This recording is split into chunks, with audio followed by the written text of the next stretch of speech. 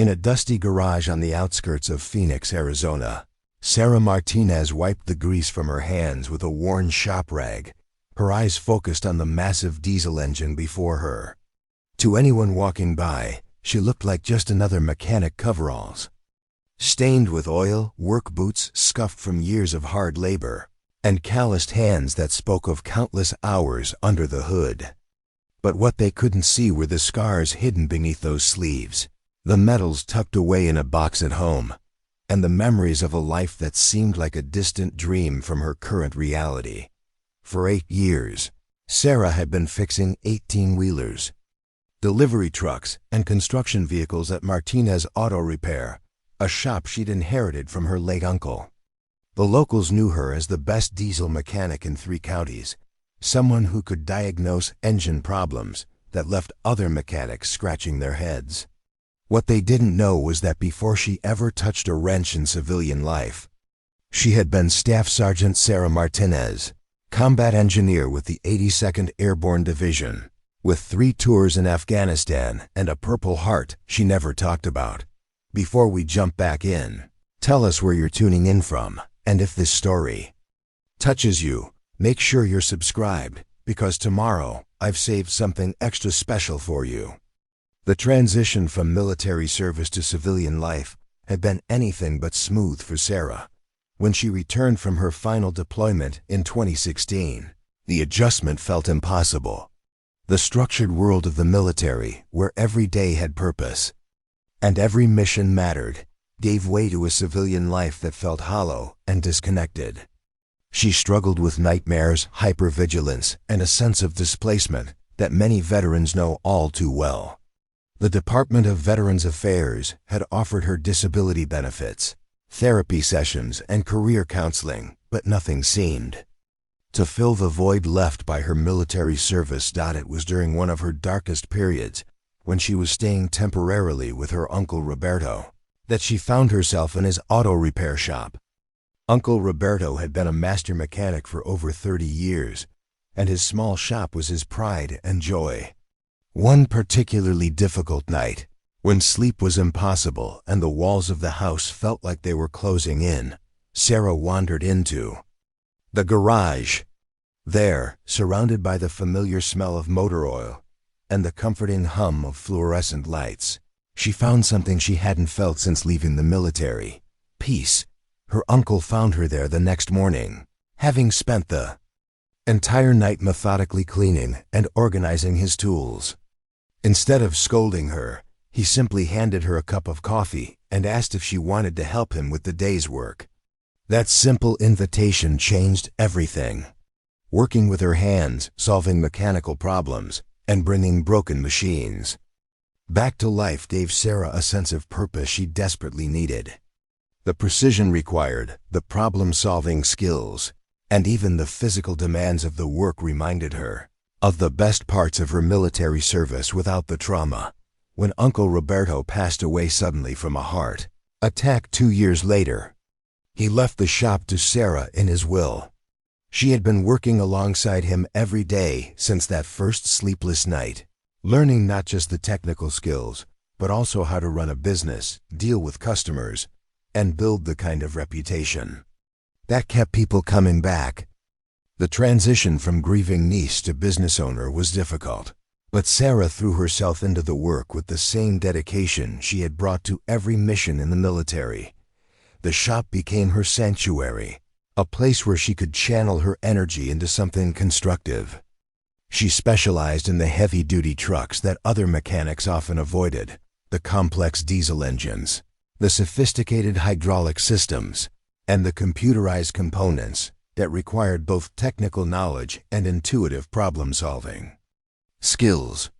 Word spread quickly through the trucking community about the quiet woman who could fix anything with wheels and an engine. Sarah's military background served her well in ways her customers never realized. The discipline she had learned in the Army translated perfectly to the methodical approach required for complex automotive diagnostics. Her experience with military vehicles, everything from Humvees to massive transport trucks, had given her an understanding of heavy machinery that civilian mechanics rarely possessed. Most importantly, her combat experience had taught her to remain calm under pressure, think clearly in difficult situations, and never give up when faced with a seemingly impossible problem.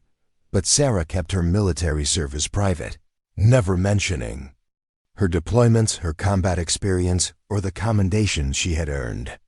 The medal stayed in a box in her bedroom closet, the uniform hung unused in the back of her wardrobe, and the memories remained locked away in a part of her mind she rarely accessed. To her customers, her employees, and even her few close friends, she was simply Sarah the mechanic, reliable, skilled, and unassuming. The garage became more than just a workplace. It became a community hub. Truck drivers would stop by not just for repairs, but for coffee and conversation. Local business owners brought their fleet vehicles to Sarah because they knew the work would be done right the first time. Even competitors in the area respected her expertise and would occasionally refer customers to her when they encountered problems beyond their capabilities. As the years passed, Sarah built Martinez Auto Repair into one of the most respected shops in the region. She employed 3 full-time mechanics and 2 part-time apprentices, all of whom she trained personally. Her standards were military precise. Every job had to meet her exacting specifications. Every customer had to leave satisfied, and every repair had to be built to last. The shop's reputation for quality work spread beyond the local area, attracting customers from neighboring states who were willing to make the drive for Sarah's expertise. The work was demanding, both physically and mentally. 12-hour days were common, especially during the busy season when construction companies and shipping firms needed their vehicles back on the road as quickly as possible.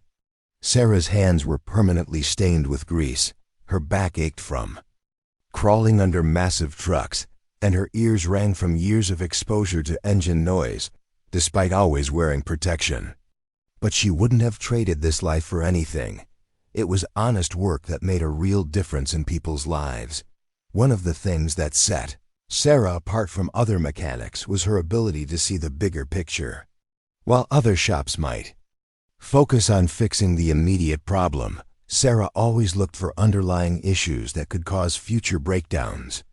She would spot worn components that wouldn't fail for another 6 months, notice maintenance patterns that suggested poor driving habits, and identify modifications that could improve performance and fuel efficiency. Her customers learned to trust her recommendations completely, knowing that her suggestions would save them money and headaches in the long run. The military discipline that governed every aspect of Sarah's life extended to her business practices. She kept meticulous records of every repair, maintained detailed files on each customer's vehicles, and tracked maintenance schedules with the precision of a military operation. Her inventory was organized with the efficiency of an army supply depot. Her tools were cleaned and maintained like weapons in an armory, and her work area was spotless at the end of each day.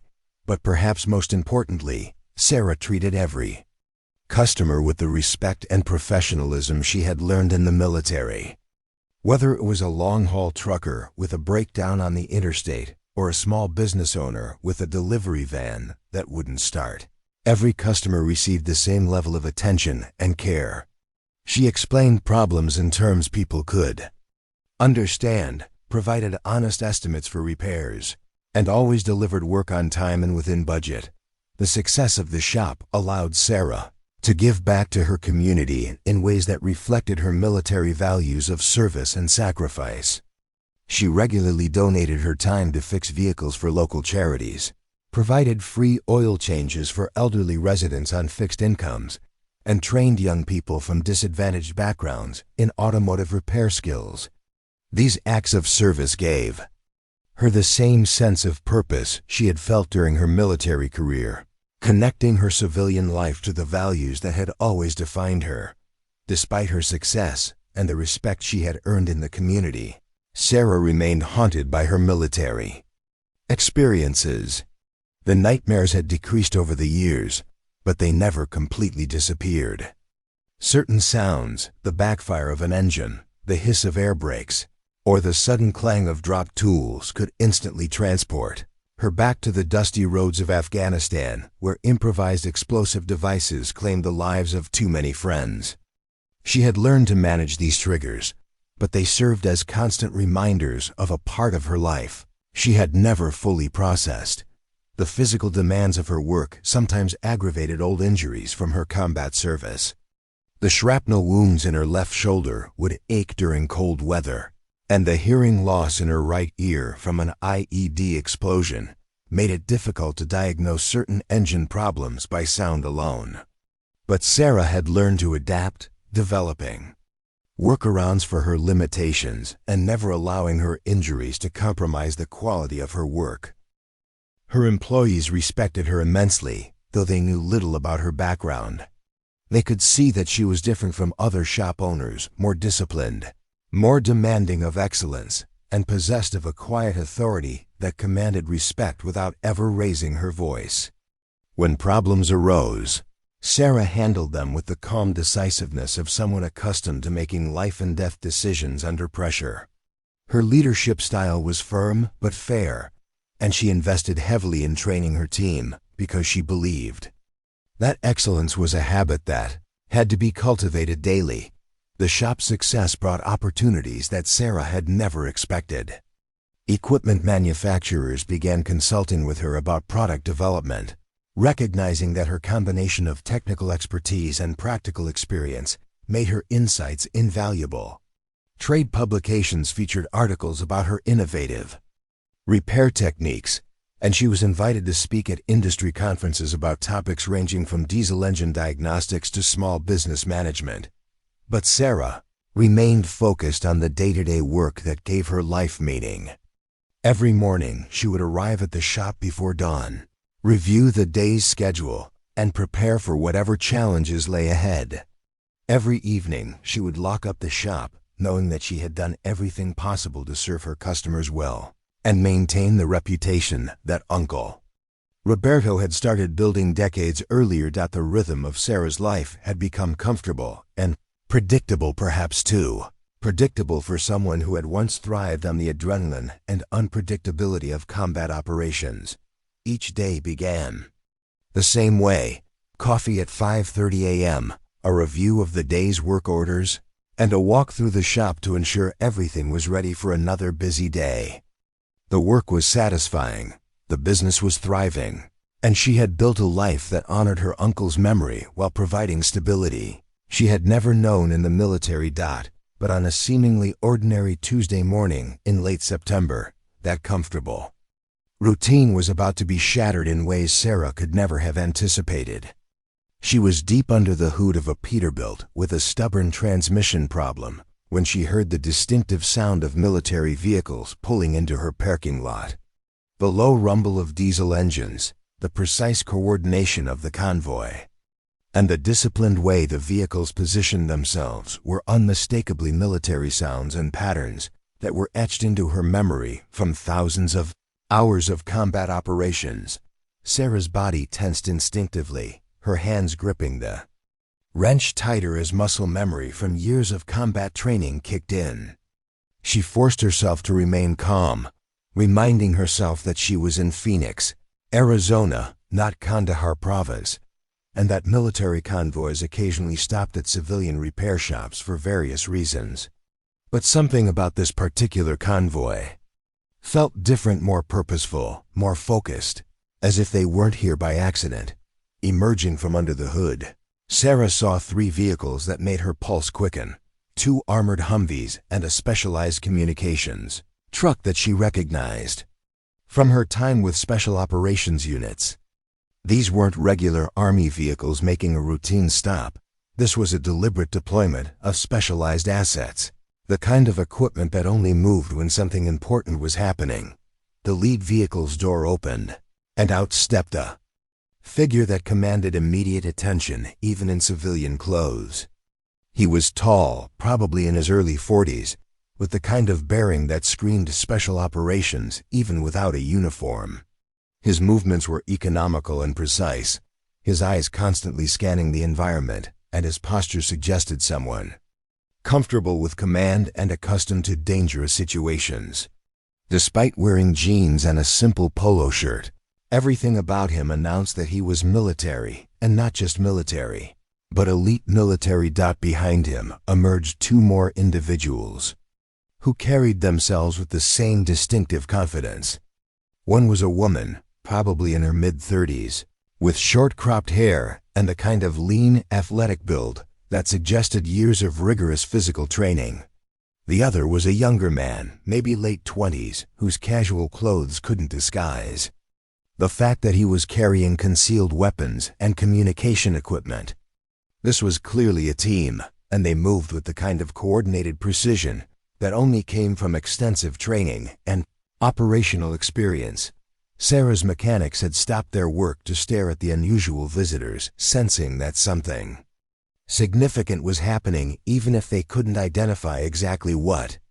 The shop fell silent except for the constant hum of the air compressor and the distant sound of traffic on the interstate. The tension was palpable, like the moment before a storm breaks, when the air itself seems to hold its breath in anticipation. Tall man approached Sarah directly, ignoring her employees and the other customers in the shop. His eyes met hers with the kind of direct, assessing gaze that she remembered from briefings before dangerous missions. There was recognition there, as if he already knew exactly who she was and why he had come to find her. When he spoke, his voice carried the authority of someone accustomed to being obeyed without question. "Sarah Martinez?" he asked. Though the question was clearly a formality, he already knew the answer. "I'm Colonel James Harrison, United States Army Special Operations Command. We need to talk." The words hit Sarah like a physical blow, bringing back memories she had spent 8 years trying to forget. Special Operations Command didn't make social calls, and they certainly didn't send colonels to small-town auto repair shops without a very good reason. Whatever had brought them here was serious, probably dangerous, and definitely connected to her military service in ways she couldn't yet understand. Sarah felt the familiar surge of adrenaline that she remembered from combat situations. Heightened awareness, the rapid calculation of options, and the instinctive preparation for action that had kept her alive through 3 combat deployments. But overlaying that familiar response was a new emotion: fear. Not fear of physical danger, which she had faced countless times, but fear of having the carefully constructed life she had built torn away from her. "I don't know what you think you need to discuss with me, Colonel," Sarah replied, her voice steady despite the turmoil in her mind. "I've been out of the Army for 8 years. I fix trucks now. Whatever this is about, you've got the wrong person." "Colonel." Harrison's expression didn't change, but Sarah caught a slight nod of appreciation. He respected her attempt to maintain operational security, even in this impossible situation. "Ma'am, with respect, we both know that's not entirely accurate. Your military service record indicates capabilities that are still very much relevant to current operations. We've been watching your work here, and frankly, we're impressed by what you've built. But we're not here about your mechanical skills." The colonel gestured toward her office, a small room at the back of the shop where she handled paperwork and met with customers who needed privacy for their conversations. "Could we have a few minutes of your time? What we need to discuss isn't appropriate for a public setting." Sarah looked around her shop at the mechanics pretending to work while obviously listening to every word, at the customers who had stopped their conversations to stare at the unusual scene, and at the life she had built one careful step at a time over the past 8 years. She realized that whatever happened in the next few minutes would change everything, and there was no going back to the comfortable anonymity she had worked so hard to achieve. "Fine," she said, setting down her tools and wiping her hands on her coveralls. "But I want to make one thing clear, Colonel. I'm not active duty anymore. I don't take orders from the Army, and I don't owe anyone an explanation for the choices I've made since I got out. If you want to talk, we talk as equals, or we don't talk at all." Colonel Harrison smiled for the first time since arriving, and Sarah recognized the expression of someone who had found exactly what he was looking for. "Sergeant Martinez," he said, using her former rank. "I wouldn't have expected anything less from someone with your record. Lead the way." As Sarah led Colonel Harrison toward her office, her mind raced through possibilities, each more unsettling than the last. The small room that served as her sanctuary, decorated with photos of satisfied customers, industry awards, and Uncle Roberto's old tools, suddenly felt like an interrogation chamber. The familiar smell of coffee and motor oil that usually comforted her now seemed overwhelming as adrenaline sharpened her senses to an almost painful degree. Colonel Harrison closed the door behind them and waited until Sarah had settled behind her desk before taking the chair across from her. The other two team members remained outside, but Sarah could see them through the window, positioned strategically to observe both the interior of the shop and the surrounding area. Their casual surveillance was so professional that her employees probably didn't even realize they were being watched. "Before we begin," the colonel said, pulling out a tablet device, "I need to confirm your identity and security clearance status." He touched the screen several times, then turned it toward her. "Place your right index finger here, please." Sarah stared at the biometric scanner, recognizing the advanced technology used by special operations units for field identification. This wasn't a casual visit or a fishing expedition. They had come prepared with equipment that could instantly verify her identity and access her complete military record. The realization that her carefully maintained anonymity had been nothing more than an illusion was both shocking and strangely liberating. "You already know who I am, Colonel," she said, but placed her finger on the scanner anyway. "The question is, why are you here? And why now, after 8 years of civilian life?" The device chirped softly, and Colonel Harrison's expression grew more serious as he read the information that appeared on the screen. "Staff Sergeant Sarah Martinez," he read aloud, "combat engineer, 82nd Airborne Division. 3 tours in Afghanistan, Purple Heart, Bronze Star with V-Device for Valor, Army Commendation Medal with V-Device, Combat Action Badge." He looked up from the screen. "Specialized training in explosive ordnance disposal, urban warfare, and, this is interesting, advanced mechanical systems and improvised repair techniques." Sarah felt a chill run down her spine as he recited her commendations. She had earned those medals through experiences she had spent years trying to forget, moments of courage under fire, split-second decisions that had saved lives, and technical expertise that had kept critical equipment operational in hostile environments. Hearing them read aloud brought back memories she had carefully buried beneath years of routine civilian work. "That's ancient history, Colonel," she said, though her voice carried less conviction than she intended. "I did my job, served my country, and earned an honorable discharge. Whatever you need, there are plenty of active duty personnel who can handle it better than a civilian mechanic." Colonel Harrison leaned forward, his expression growing more intense. "Actually, Sergeant Martinez, there aren't. What we're dealing with requires a very specific combination of skills: combat experience, technical expertise, and operational security awareness. According to our analysis, there are exactly 7 people in the entire United States military community who meet our requirements. Of those 7, 3 are currently deployed in classified operations, 2 are medically unfit for duty, and 1 is, let's say, not available for operational reasons." The implication hung in the air between them like smoke from a distant fire. Sarah had always known that her unusual combination of combat experience and technical skills was rare, but she had never imagined that rarity would someday make her indispensable to people she had hoped never to see again. "That leaves you," the colonel continued. "The only person with the right background, the right skills, and the right security clearance who is currently available for what we need to accomplish." Sarah stood up abruptly, moving to the window that overlooked her shop floor. Her mechanics were pretending to work while obviously straining to catch glimpses of the conversation happening in her office. These were good people, hardworking, loyal, dependent on her for their livelihoods. Whatever the colonel wanted from her, it would inevitably disrupt the lives of everyone who depended on Martinez Auto Repair. "You still haven't told me what this is about," she said without turning around.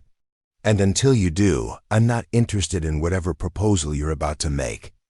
Colonel Harrison was quiet for a long moment, and when he spoke again, his voice carried the weight of classified information being shared with someone who might not want to hear it. 3 weeks ago, a convoy of military contractors was attacked in Syria while transporting sensitive equipment to a forward operating base. The attack was sophisticated, well-coordinated, and demonstrated intimate knowledge of our operational procedures and security protocols. Sarah turned back toward him, her expression carefully neutral despite the growing dread in her stomach. Military contractor convoys were attacked regularly in that region. It was an unfortunate but common occurrence that rarely required special operations intervention. The convoy was carrying prototype components for a new communication system. The colonel continued. Technology that, in the wrong hands, could compromise every special operations mission currently running in the Middle East and beyond. The attackers knew exactly which vehicle to target, exactly where the equipment was located, and exactly how to disable our security measures. Now Sarah understood why Special Operations Command had become involved. This wasn't just another convoy attack, it was a precisely executed intelligence operation that suggested either a catastrophic security breach or the involvement of someone with extensive knowledge of military procedures and equipment. "The attackers took everything," Colonel Harrison said. "But here's where it gets interesting for our purposes. They also took something that wasn't supposed to be there, a maintenance truck that was traveling with the convoy after breaking down earlier that day. That truck contains diagnostic equipment, spare parts, and technical manuals that, combined with the communications technology, could allow hostile forces to not only intercept our communications, but also to interfere with our equipment in the field." Sarah felt the pieces of the puzzle clicking into place with the inexorable logic of a well-designed machine. You need someone who understands both the technical systems and the operational environment, she said slowly. Someone who can track down military equipment in a hostile environment and either recover it or ensure it can't be used against us. Exactly. The colonel's voice carried a note of satisfaction, as if he had been waiting for her to reach that conclusion on her own. We need someone who can think like both a soldier and a mechanic, who can operate in combat conditions while also understanding the technical vulnerabilities of the equipment we're trying to protect. Preparing and narrating this story took us a lot of time, so if you are enjoying it, subscribe to our channel. It means a lot to us. Now back to the story. Sarah moved back to her desk, but remained standing, her hands gripping the back of her chair as she processed the implications of what she was being asked to do. "You want me to go back," she said, and it wasn't a question. "You want me to return to the sandbox, track down stolen military equipment, and neutralize the threat it represents. We want you to lead a specialized recovery team," Colonel Harrison corrected. "You would have full operational authority, unlimited resources, and the best support personnel we can provide. This isn't a suicide mission, Sergeant Martinez. It's a precision operation that requires someone with your unique background and expertise." The silence in the small office stretched between them like a taut wire, filled with the weight of a decision that would fundamentally alter the course of Sarah's carefully rebuilt life. Through the window, she could see her mechanics working on the vehicles that represented not just her livelihood, but her identity for the past 8 years. The predictable rhythm of diagnostic procedures, the satisfaction of solving mechanical problems, and the simple pleasure of honest work had become her anchor in a world that had once seemed chaotic and dangerous. "Why me?" Sarah asked finally, though she suspected she already knew the answer. I mean, specifically me. There have to be other people with similar backgrounds who are still active duty, still connected to the military infrastructure you need for this kind of operation. Colonel Harrison consulted his tablet again, scrolling through what appeared to be extensive files and reports. Your record in Afghanistan is remarkable, he said carefully. 3 separate incidents where you successfully recovered sensitive equipment from hostile territory. The improvised repair work you did on damaged vehicles under fire became case studies that are still taught in combat engineering courses today. Sarah felt the familiar tightness in her chest that always accompanied memories of her deployments. Those incidents that looked so clinical in official reports had been terrifying. Desperate situations where failure would have meant not just mission compromise, but the deaths of people she cared about. The improvised repairs he mentioned so casually had been performed while under enemy fire, with her hands shaking from adrenaline and the constant threat of another attack. But more importantly, the colonel continued, you demonstrated something that can't be taught in any training program: the ability to think creatively under extreme pressure. The ability to look at damaged or compromised equipment and see solutions that others miss. In Kandahar province, you kept a damaged communications array operational for 3 days, using parts cannibalized from a destroyed Humvee and improvised components made from scrap metal. The memory hit Sarah like a physical blow. 3 days of constant enemy harassment, minimal sleep, and the growing certainty that their isolated outpost would be overrun before reinforcements could arrive. She had worked frantically to maintain their only link to friendly forces, knowing that the moment they lost communications would likely be the moment they lost their lives. The improvised repairs had held just long enough for an extraction team to reach them, but the experience had left scars that went deeper than the shrapnel wounds in her shoulder. That was a long time ago, Colonel, Sarah said, her voice barely above a whisper. I was younger then, more flexible. 8 years of civilian life changes a person. I'm not sure I still have whatever it was that made those repairs possible. Colonel Harrison leaned back in his chair, studying her with the calculating gaze of someone accustomed to evaluating human capabilities under stress. Actually, our psychological evaluation suggests the opposite. The stability you've built here, the success of your business, and the respect you've earned in your community all indicate that you've successfully integrated your military experience with civilian skills. You're not the same person who left the Army 8 years ago, you're better. Sarah turned back to the window, watching her lead mechanic, Tony, as he explained a complex transmission problem to a customer. Tony was a good man, a veteran himself, though he had never seen combat. He had 2 young children and a mortgage, and he depended on the steady work at Martinez Auto Repair to support his family. If she accepted whatever mission the colonel was proposing, what would happen to Tony? What would happen to all of them? There's something else you need to understand, Colonel Harrison said, his voice taking on a more urgent tone. The people who took our equipment aren't just planning to use it defensively. Intelligence indicates they're preparing to actively interfere with ongoing operations. American lives are at risk not someday, not hypothetically, but right now. Every day that equipment remains in hostile hands increases the probability that good people will die because their communications were compromised or their equipment was sabotaged.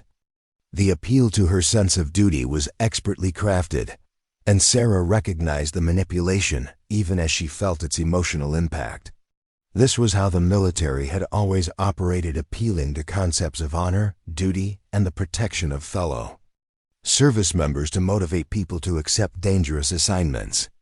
But recognizing the manipulation didn't make it any less effective, especially when she knew the colonel was probably telling the truth about the immediate danger to American personnel. What kind of timeline are we talking about?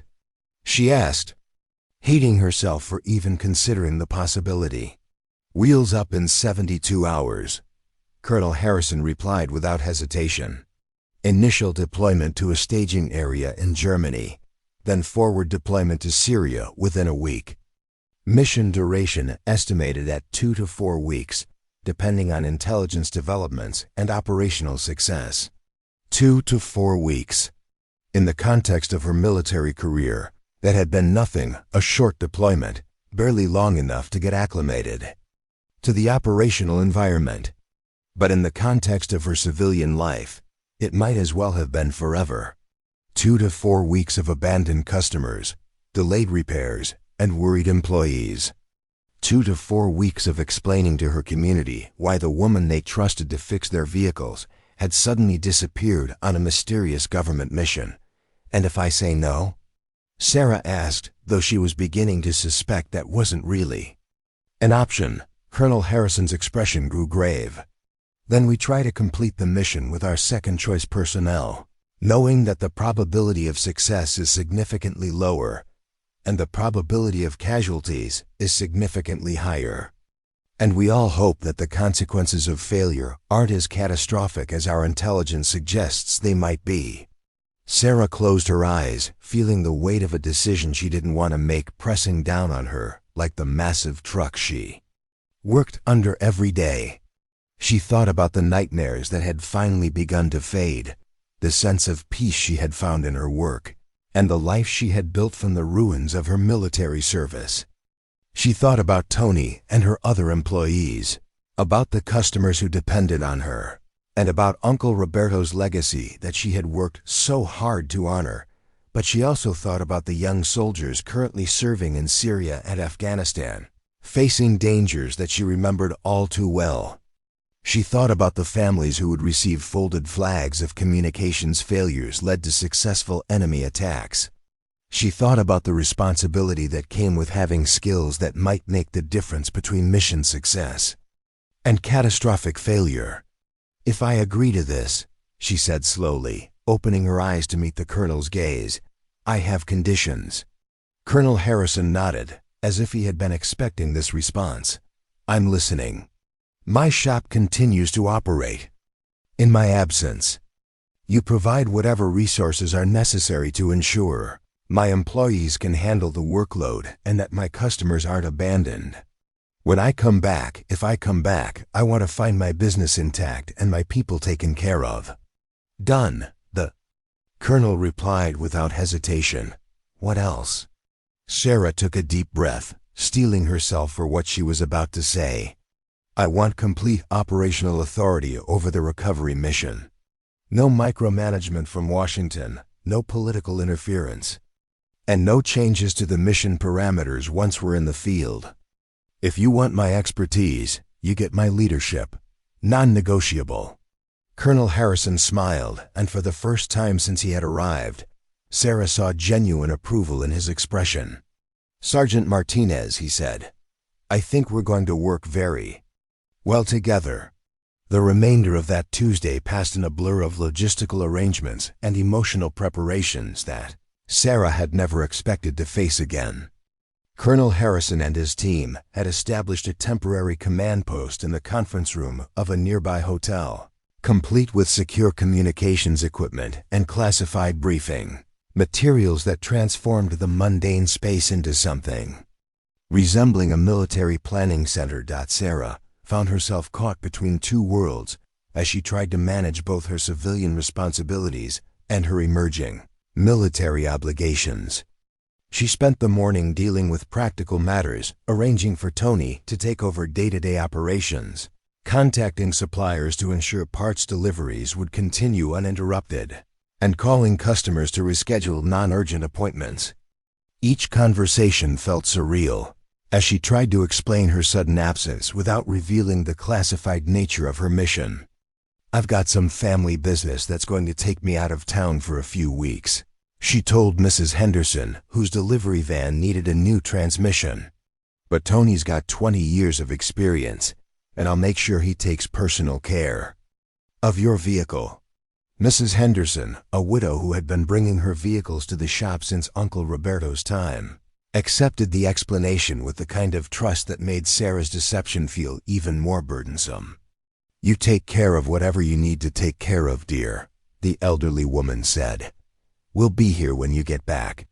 The afternoon brought a more detailed briefing on the mission parameters, conducted in the hotel conference room with maps, satellite photos, and technical specifications spread across multiple tables. Colonel Harrison's team had grown to include intelligence analysts, communication specialists, and logistics coordinators who treated Sarah with the professional respect due to a mission commander rather than the curiosity she might have expected. As a civilian pulled back into military service, the stolen equipment was more sophisticated than the colonel had initially indicated. The communication system represented years of development and millions of dollars in research, designed to provide secure, jam-resistant communications for special operations teams operating in hostile environments.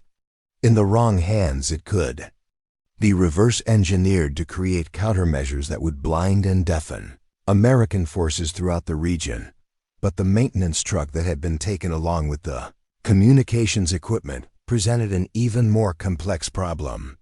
The diagnostic equipment it carried could be used to identify vulnerabilities in other American military systems, while the technical manuals contained detailed information about maintenance procedures, component specifications, and operational limitations of critical equipment used throughout the theater of operations.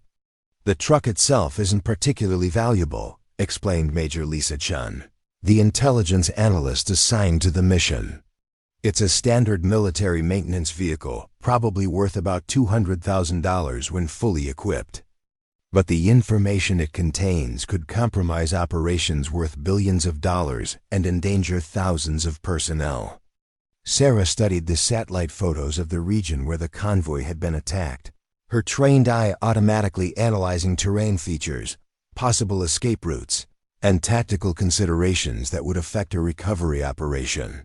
The area was mountainous with limited road access and numerous caves and hidden valleys that could serve as hiding places for stolen equipment. "What kind of opposition are we expecting?" she asked, though she suspected the answer would be complicated. "Mixed forces," replied Captain David Rodriguez, the team's tactical analyst. "Local insurgents with varying levels of training and equipment, possibly supported by foreign advisors with advanced military knowledge. They've demonstrated sophisticated planning capabilities and access to intelligence that suggests either extensive surveillance or inside information about our operations." The possibility of inside information was particularly troubling, as it suggested that the security breach went deeper than a single convoy attack. If hostile forces had access to American operational plans and procedures, the recovery mission would be significantly more dangerous than a simple equipment retrieval operation. Colonel Harrison had assembled a recovery team that reflected the complexity of the mission. In addition to Sarah, the team would include 2 special operations soldiers with extensive combat experience, a communications specialist who understood the stolen technology, and a local interpreter with detailed knowledge of the region. It was a small team by military standards, but Sarah recognized the logic. A larger force would be easier to detect and might provoke a more aggressive response from hostile forces.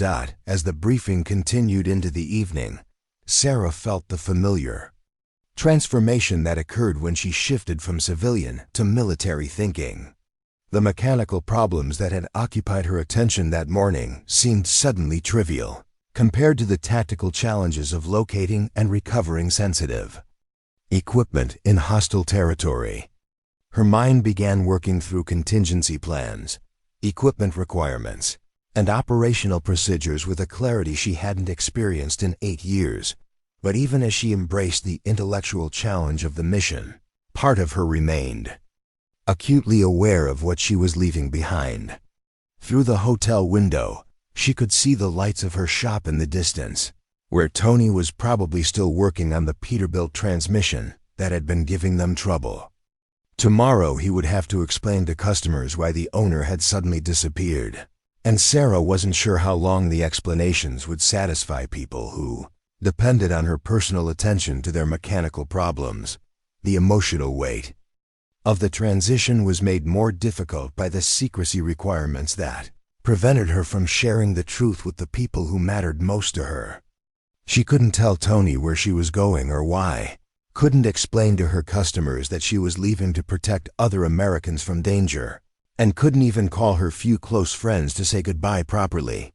"There's one more thing we need to discuss," Colonel Harrison said as the formal briefing concluded and the other team members began packing up their materials. "Your cover story. Officially, you're taking emergency leave to deal with a family medical crisis. We've prepared documentation to support that story, including hospital records and insurance claims that will satisfy any curious inquiries." Sarah nodded, understanding the necessity of the deception, even as she resented its implications. The life she had built was based on honesty, reliability, and straightforward dealing with everyone around her. Now she was being asked to lie to people who trusted her, to disappear without explanation, and to risk everything she had worked for on a mission that might not even succeed. "When do we leave?" she asked, though she already knew the answer would mark the end of one chapter of her life and the beginning of another that she wasn't sure she was ready to write. "Thursday morning, 0600 hours, Colonel Harrison replied. "Transport to the airport, military flight to Germany, final briefings and equipment issue, then forward deployment to the operational area. By Sunday, you'll be back in country and ready to begin the recovery operation." Sarah looked around the conference room one last time, taking in the maps and photos that represented a world she had hoped never to see again. In less than 48 hours, she would be trading her coveralls for combat gear, her familiar shop for a hostile environment, and her carefully constructed civilian identity for the role of a military commander responsible for both mission success and the lives of her team members. "Then I guess I'd better go home and pack," she said, her voice steady despite the emotional turmoil beneath the surface. "It's been a long time since I've had to choose what to carry into a war zone." Thursday morning arrived with the kind of crisp desert dawn that Sarah had always loved about Arizona clear skies, cool air, and the promise of another day of honest work under the hood of a truck. But as she stood in her driveway at 5:45 a.m., military duffel bag in hand and wearing civilian clothes that felt like a costume, the familiar sunrise seemed to mock the transformation that was about to occur. The black SUV that pulled up to her house was unmarked but unmistakably government-issued, with the kind of subtle armor plating and communication equipment that marked it as a special operations vehicle.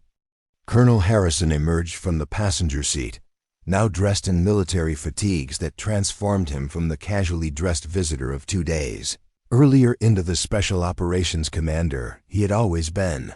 "Ready, Sergeant Martinez?"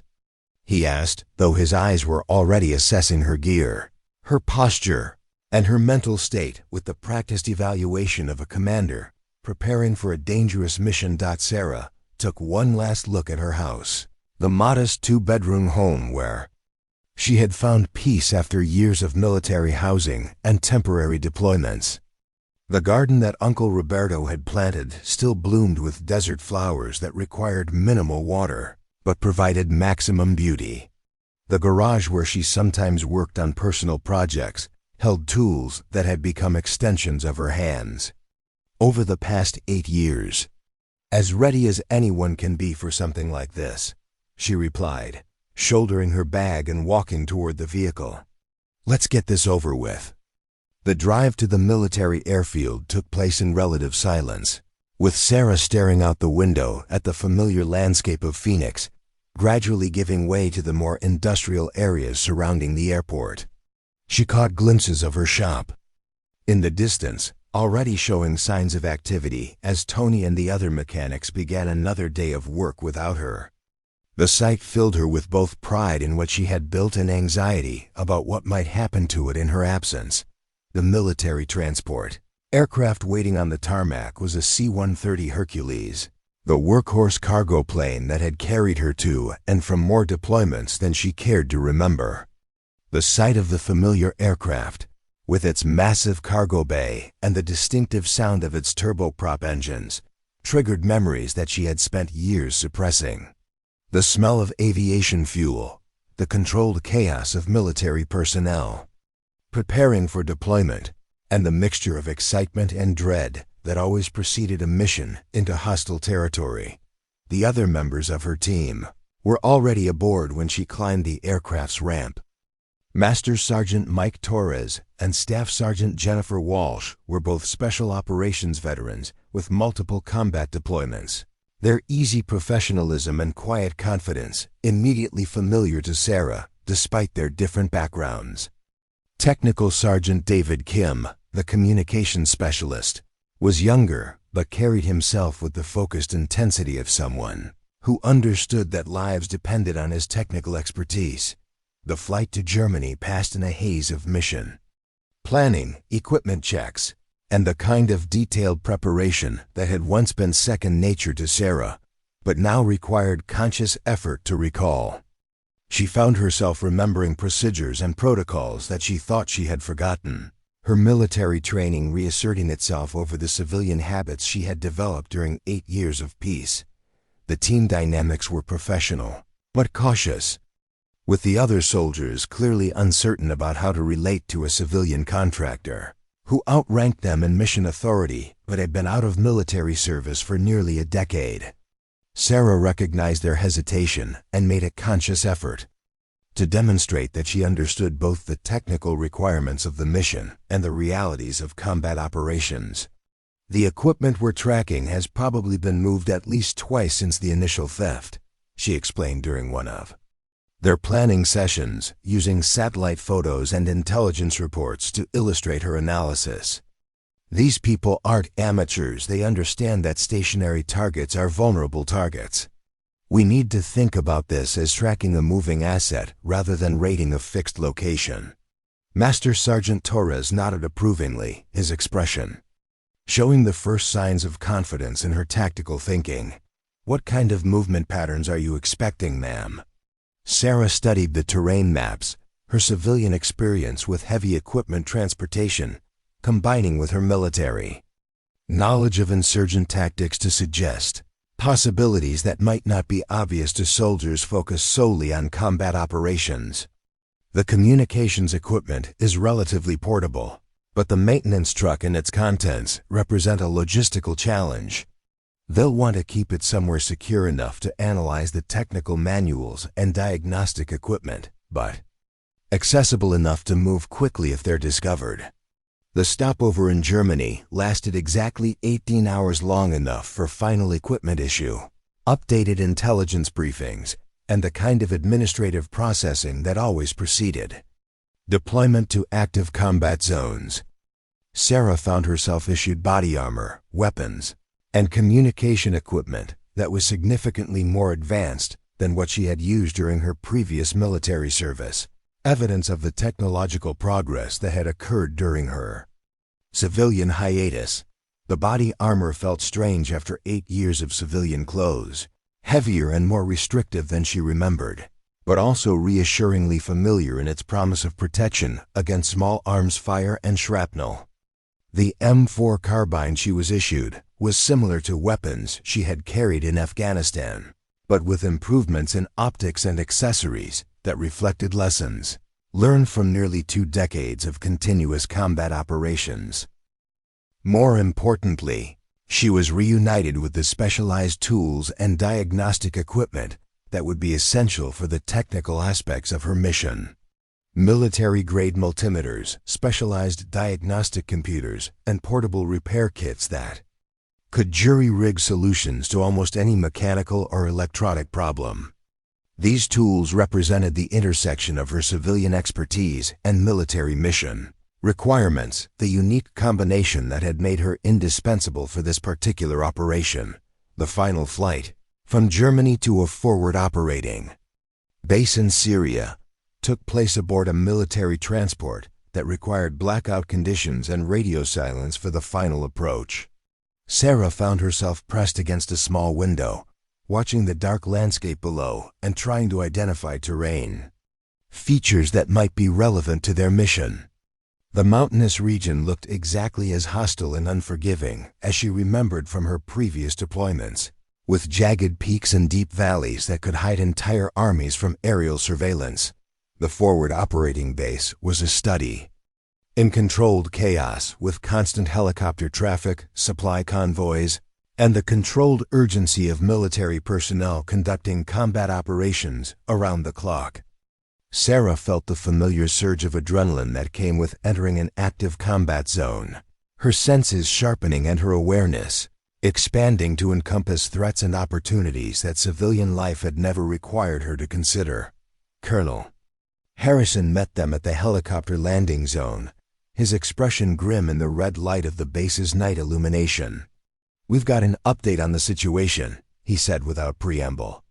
"Intelligence indicates the stolen equipment may have been moved again, probably within the last 48 hours. We've got a narrow window of opportunity before it disappears completely." Sarah felt the timeline pressure that was familiar from her previous military experience, the constant tension between the need for thorough planning and the reality that opportunities in combat zones were fleeting and had to be seized when they presented themselves. "What kind of intelligence?" she asked, already shifting into the tactical mindset that would be essential for mission success. "Signals intercept suggest they're preparing to transport the communications equipment to a more secure location, probably outside of Syria entirely," Colonel Harrison replied. "If that happens, recovery becomes exponentially more difficult, and the security implications become global rather than regional." The stakes had just increased dramatically, and Sarah felt the familiar weight of responsibility that came with leading a mission where failure would have consequences far beyond the immediate tactical situation. This was no longer just about recovering stolen equipment.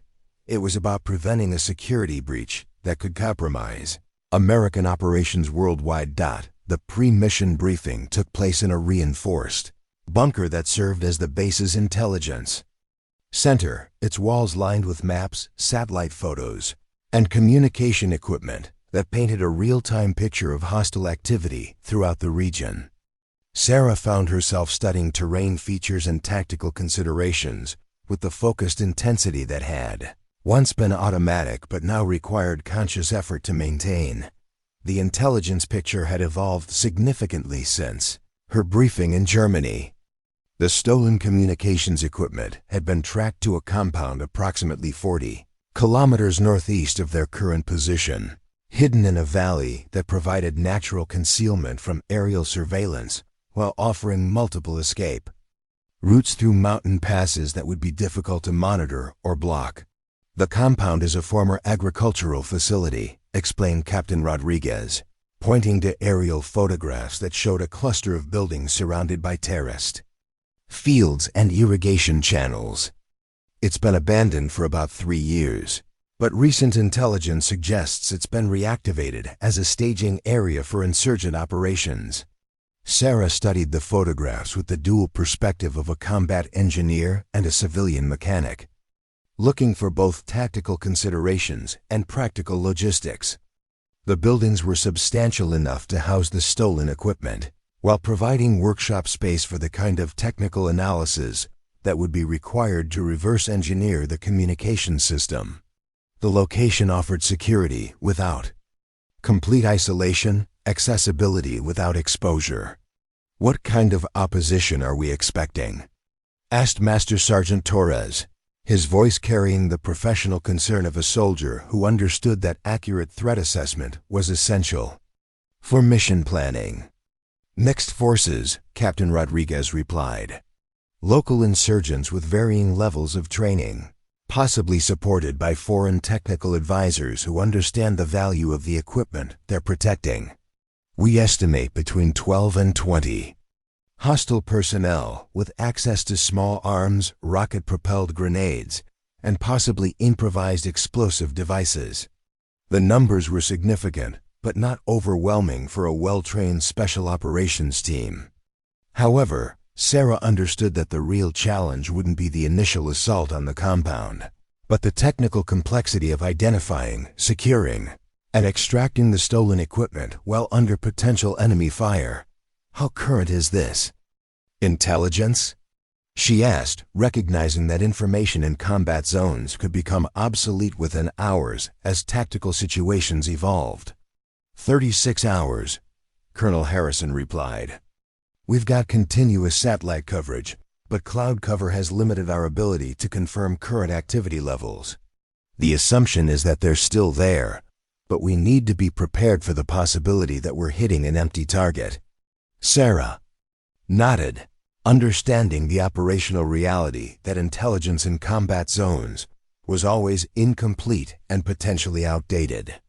Mission planning had to account for multiple scenarios, including the possibility that the primary target would be empty and that alternative objectives would need to be pursued under time pressure and hostile conditions. The team's insertion would take place via helicopter during the pre-dawn hours, when visibility was limited, but their night vision equipment would provide a significant tactical advantage. The plan called for a fast approach, rapid assault on the compound, and immediate extraction once the equipment was secured or confirmed to be absent. Time on target is critical, Colonel Harrison emphasized. Intelligence suggests they're planning to move the equipment again within 72 hours. If we miss this window, we may not get another opportunity before the security implications become unacceptable. Sarah felt the familiar pressure of time-sensitive operations, where every minute of delay increased the probability of mission failure and its associated consequences. This was the aspect of military operations that civilian life had never prepared her for, the constant awareness that hesitation or perfectionism could result in catastrophic failure. The equipment issue and final preparation took most of the night, with each team member checking and rechecking weapons, communication equipment, and specialized gear. Sarah found herself assembling a kit that reflected both her combat role and her technical mission standard infantry weapons and protective equipment, but also portable diagnostic tools, repair materials, and technical manuals that would be essential for identifying and securing the stolen equipment. Her weapon felt strange in her hands after 8 years of civilian life, heavier and more purposeful than the tools she had grown accustomed to using. The muscle memory was still there, the automatic weapons, handling skills that had been drilled into her during countless hours of training. But overlaying those remembered skills was the awareness that she was no longer the young soldier who had learned them. The night passed slowly, with periodic updates from intelligence personnel who monitored enemy communications and satellite imagery for any signs that the mission had been compromised or that the tactical situation had changed. Sarah found herself unable to sleep, her mind cycling through contingency plans and technical procedures, while part of her consciousness remained focused on the familiar sounds of a military base at night. At 0300 hours, the team received final confirmation that the mission was proceeding as planned. Weather conditions were acceptable. Intelligence indicated no significant changes to the threat situation, and the extraction helicopter crews had completed their pre-flight preparations. The point of no return had been reached within hours. Sarah would either be celebrating mission success or dealing with the consequences of failure. The helicopter ride to the target area was conducted under strict radio silence, with the aircraft flying at extremely low altitude to avoid detection by enemy surveillance systems. Sarah found herself pressed against a small window, watching the dark landscape rush past below and trying to identify terrain features that matched the maps she had studied during mission planning. The pilot's voice crackled through their headsets. As they approached the insertion point, 2 minutes to LZ, visibility is good, no signs of hostile activity in the immediate area. Be advised, we've got weather moving in from the west. Extraction window may be limited. Sarah felt the familiar surge of adrenaline that accompanied the final moments before a combat operation, her senses sharpening and her awareness expanding to encompass every detail that might affect mission success. This was the moment when all the planning, preparation, and equipment checks either proved sufficient or revealed fatal flaws that could only be discovered under actual operational conditions. The helicopter touched down in a cloud of dust and rotor wash, its engines remaining at full power to enable immediate departure once the team had disembarked. Sarah hit the ground running, her body automatically adopting the low profile and rapid movement that had been drilled into her during countless training exercises and previous combat operations. The compound was visible in the distance, a cluster of buildings silhouetted against the pre-dawn sky and showing no signs of unusual activity. But Sarah knew that appearances in combat zones were often deceiving, and that the most dangerous operations were frequently those that appeared to be proceeding exactly according to plan. "Movement to contact," she whispered into her radio, using the tactical terminology that had once been as natural as breathing. "All teams, advance on objective. Weapons tight unless fired upon." The approach to the compound took 20 minutes of careful movement across rocky terrain that offered minimal concealment but required constant vigilance for improvised explosive devices and ambush positions. Sarah found herself automatically scanning for the technical indicators that would suggest the presence of the equipment they were seeking: power cables, antenna installations, and the kind of specialized infrastructure required for sophisticated communications analysis. As they reached the perimeter of the compound, Sarah could see that the intelligence reports had been accurate. The building showed signs of recent occupation, with fresh tire tracks, recently used equipment, and the subtle indicators that suggested ongoing activity rather than abandonment. But something felt wrong. The compound was too quiet, too empty of the kind of defensive activity that should surround high-value stolen equipment. Either they had achieved complete tactical surprise, or they were walking into a situation that was significantly different from what their intelligence had suggested. The silence surrounding the compound was oppressive, broken only by the distant sound of wind through the mountain passes and the barely audible whisper of the team's tactical communications equipment. Sarah signaled for her team to hold position while she studied the target buildings through her night vision scope, looking for any signs of movement, defensive positions, or the technical equipment that would indicate they had found their primary objective. The main building was a two-story structure that appeared to have been converted from agricultural storage to some kind of workshop facility. Power cables ran from a generator housing to the building, and Sarah could identify what appeared to be antenna installations on the roof, indicators that sophisticated electronic equipment was indeed housed within the structure. "Overwatch, this is Ground Team Leader," Sarah whispered into her radio, establishing contact with the surveillance team that was providing reconnaissance support from a concealed position overlooking the compound. "What's your assessment of hostile activity?" "Ground Team Leader, Overwatch," came the immediate reply. "No visible defensive positions, no roaming sentries, minimal heat signatures in the main building. Either they're exceptionally well concealed, or this location is much more lightly defended than intelligence suggested." Sarah felt the tactical unease that experienced soldiers learn to trust, the instinctive awareness that situations which appeared too good to be true usually were. The compound should have been defended by the same sophisticated adversaries who had successfully attacked a military convoy and stolen advanced communications equipment. The absence of visible security measures suggested either overconfidence on their part or a trap designed to draw American forces into a vulnerable position. "Torres, take Walsh and establish a blocking position covering the eastern approach," Sarah ordered, her voice barely audible through the tactical communication system. "Kim, you're with me for the primary assault. If this goes sideways, I want options for both advance and withdrawal." The team moved with the practiced precision of special operations personnel, each member understanding their role and the tactical considerations that governed their movements.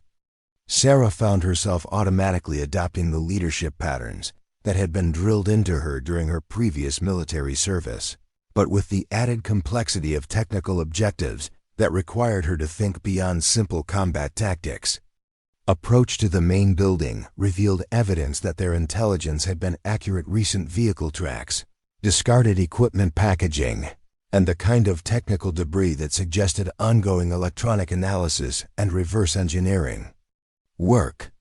But the absence of security measures remained troubling, as if the occupants of the compound had either fled recently or were supremely confident in their ability to handle any American recovery attempt. Sarah reached the main building's entrance and could hear the low hum of electronic equipment operating within computers, diagnostic devices, and possibly the stolen communications equipment itself. The technical part of her mission was about to begin, but first she had to ensure that the tactical situation was secure enough to allow for the detailed work required to identify and recover the stolen materials. "Kim, prepare for entry," she whispered. "Standard breach protocol, but be aware that any equipment inside could be booby-trapped or rigged for destruction.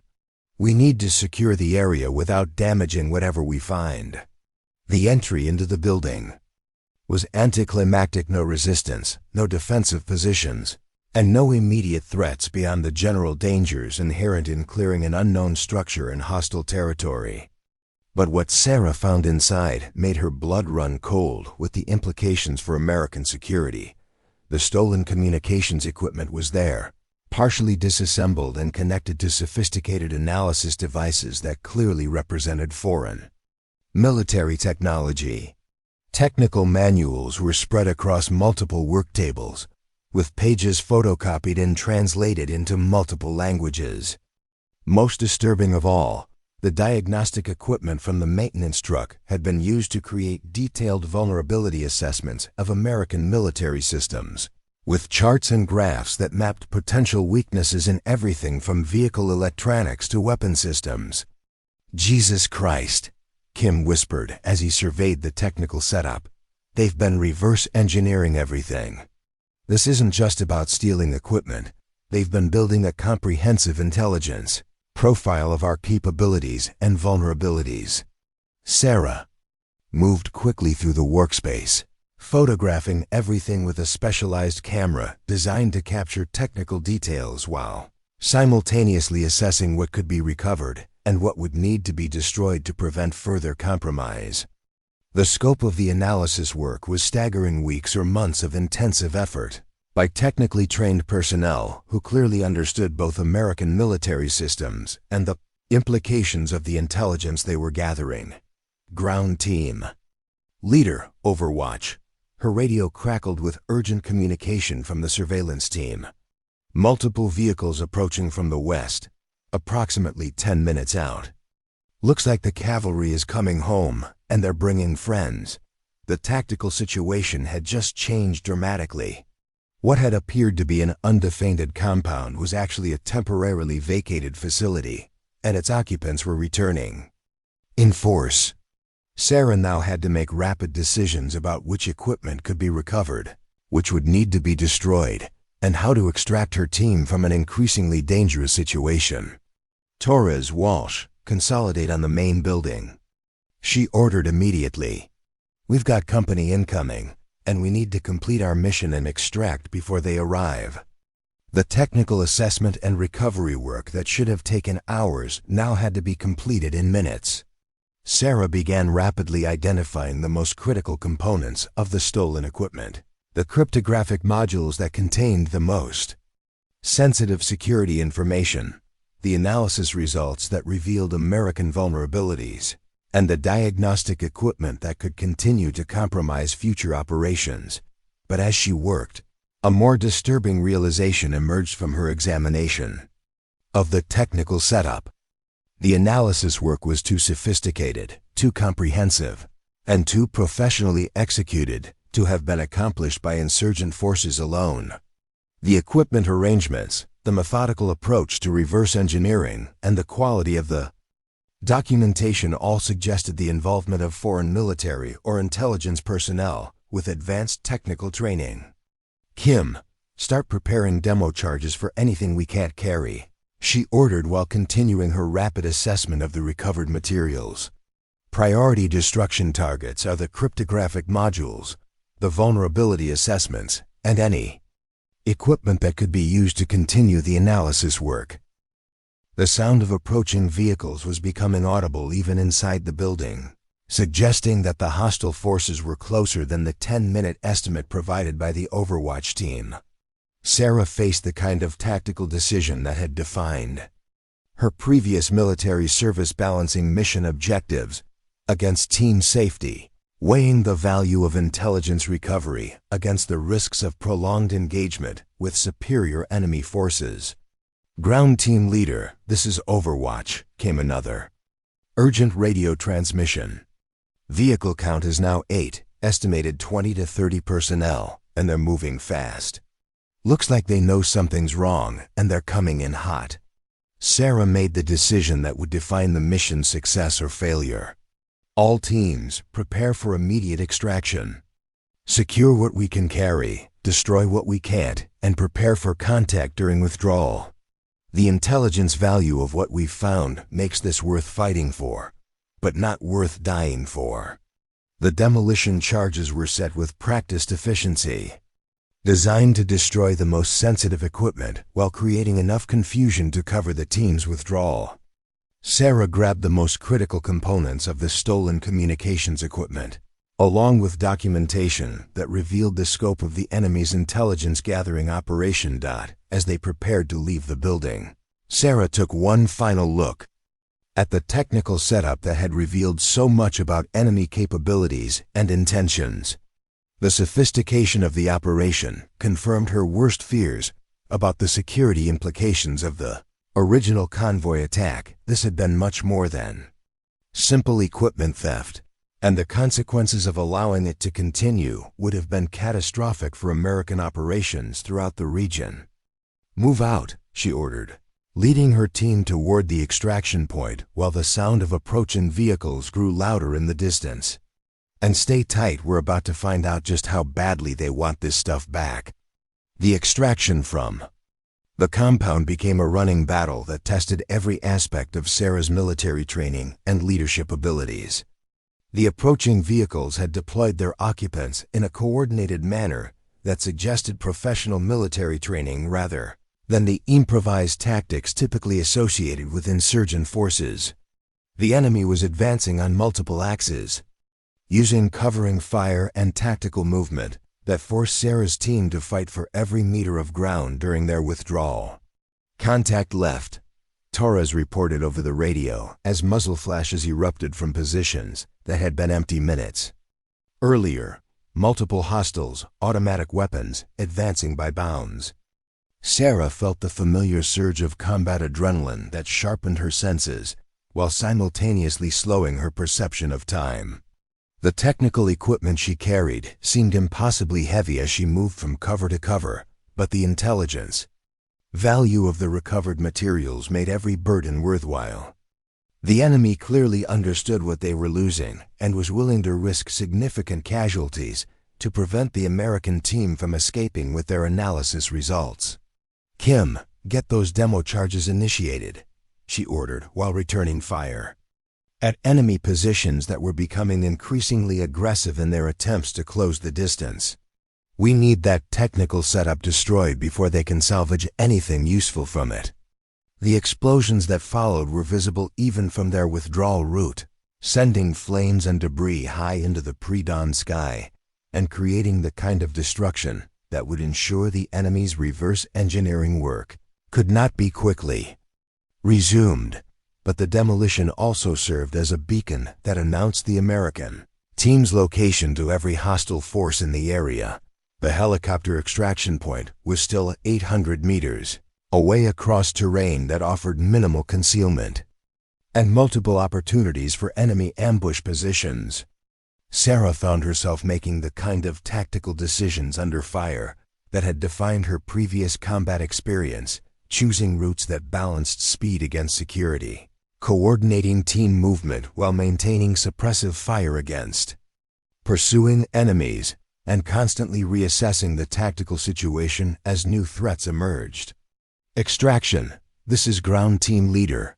She called on the radio while her team moved through a rocky draw that provided temporary concealment from enemy. Observation.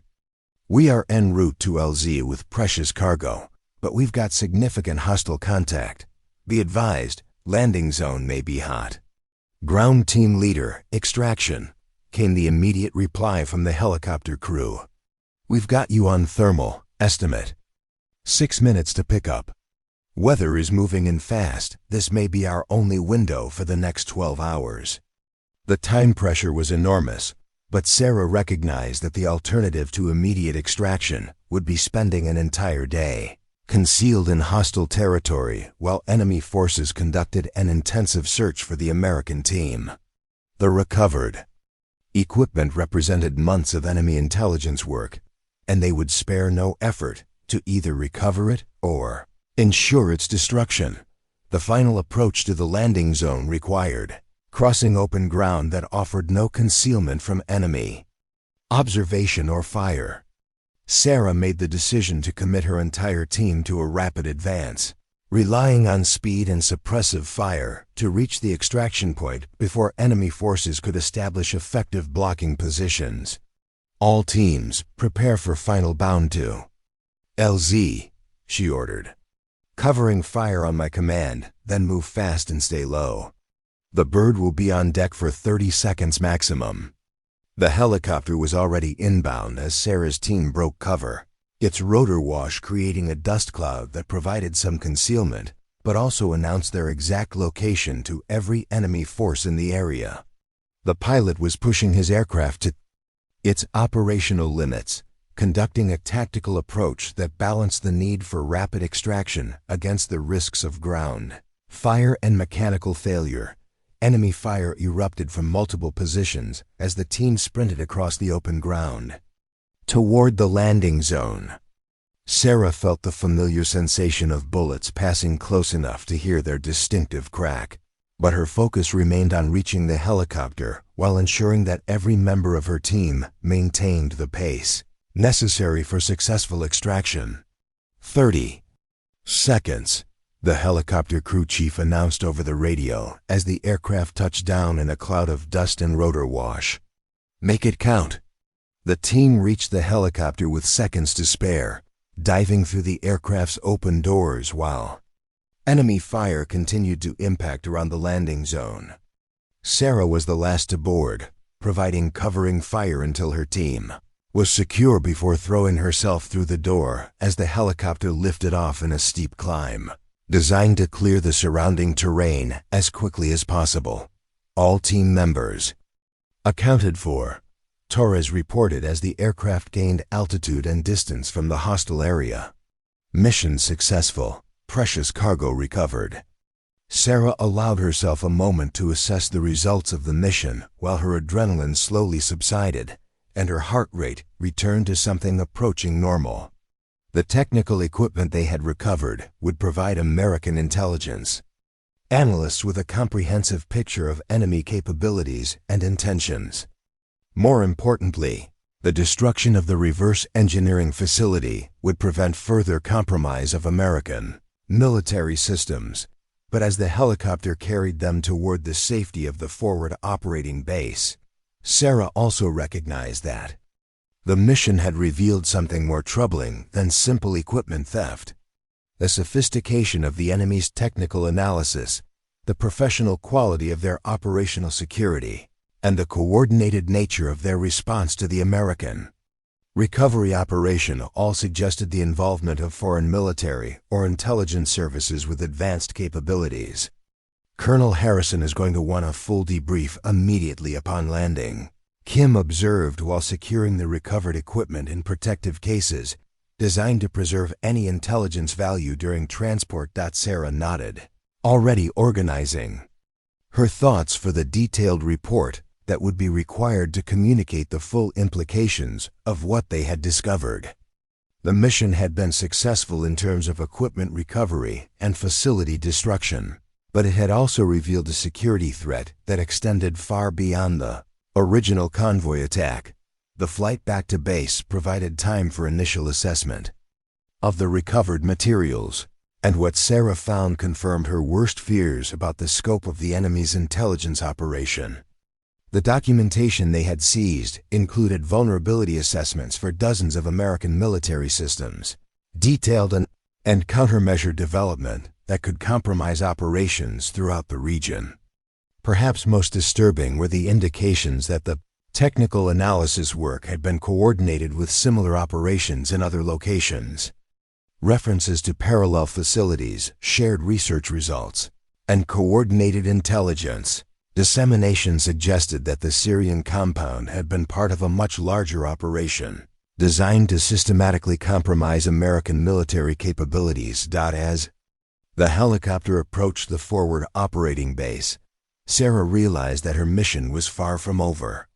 The equipment recovery and facility destruction had been successful, but the intelligence they had gathered would require extensive analysis and would likely lead to additional operations designed to roll up the entire enemy intelligence network.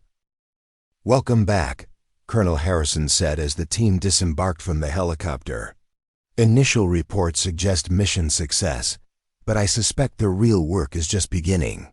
Sarah handed over the cases containing the recovered equipment and technical documentation, her mind already shifting from tactical execution to strategic analysis. "Sir, what we found suggests this whole operation is much bigger than we initially understood. The convoy attack was just the beginning of something that could compromise American operations worldwide."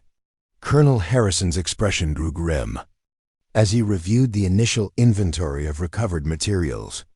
"Then I guess it's a good thing we've got the best person for the job already on the ground. Are you ready for Phase 2, Sergeant Martinez?"